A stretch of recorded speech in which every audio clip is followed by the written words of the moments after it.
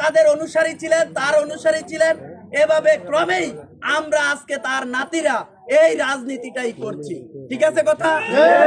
তাহলে আমরা রাজনীতি যে করতেছি, এই 19 দফার রাজনীতি আমাদের শিখতে হবে, জানতে হবে।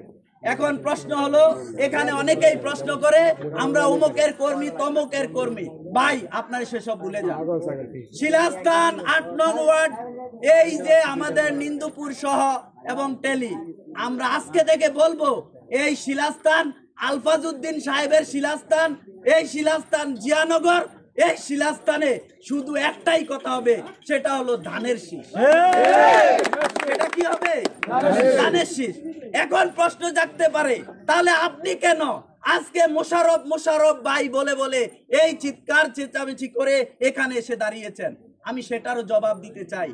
জবাব এইভাবে দিতে চাই, আপনি যদি রাজনীতি করতে চান, আপনি যদি আদর্শিক রাজনীতি করতে চান, আপনি যদি সাংগঠনিক রাজনীতিতে বিশ্বাস করেন, আপনাকে খেয়াল রাখতে হবে, এই রাজনীতি করতে হলে আপনাকে সাংগঠনিক বলয় বুঝতে হবে।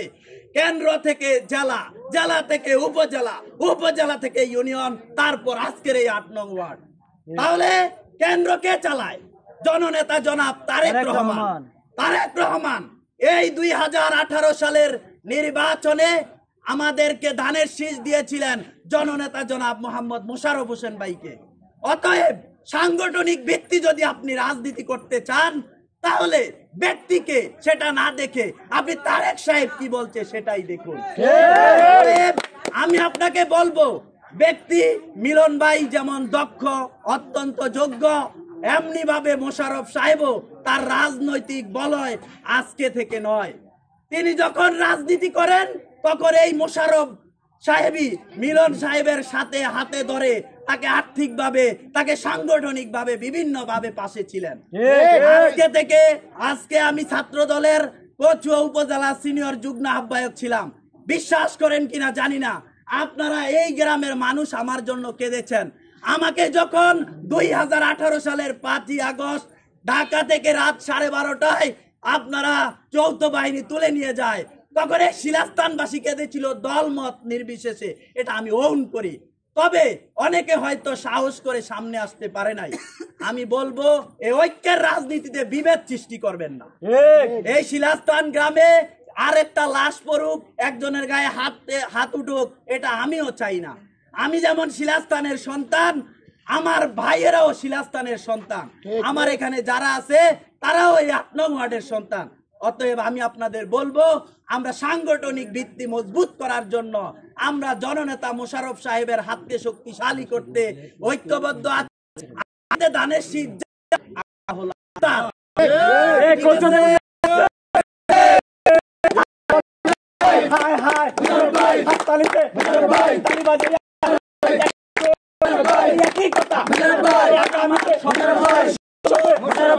সর্বশেষ কথা হলো এই, আমরা ঐক্যবদ্ধ থাকবো। আমরা আওয়ামী লীগের যেই রাজনীতি সেই রাজনীতি করব না। আওয়ামী লীগ এখন আফসোসে পরিণত হয়েছে। তারা এখন চায় যে আমরা মাথা মারামারি, মাথা ফাটাফাটির মধ্যে যুক্ত হই। আমরা সবাই মিলে শিলাস্থানকে এগিয়ে যাব। তবে আমাদের কাছে আপোষ থাকবে না। এই গ্রামে যারা মাদকের আস্তানা করে তুলেছে তার বিরুদ্ধে আমাদের সংগ্রাম জারি থাকবে। আপনাদেরকে অনুরোধ করব, আমি আমাদের কচুয়া থানার নতুন পুলিশ ওসির সাথে কথা বলেছিলাম, তখনও বলেছিলাম, ভাই আমার গ্রাম আপনি সে তুলে নিয়ে যাবেন।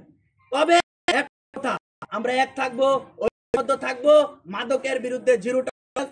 তাদের যারা সহযোগিতা তাদেরকে ধরিয়ে না পারলাম দিন আমরা দেব। এই শিলাস্থান গ্রামে আরেকটা জিনিস, আমার একটা স্বপ্ন আছে।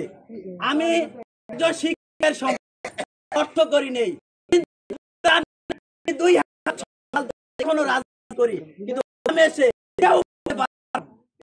বলেন এই তারা বলতে পারবে না, বা এখানে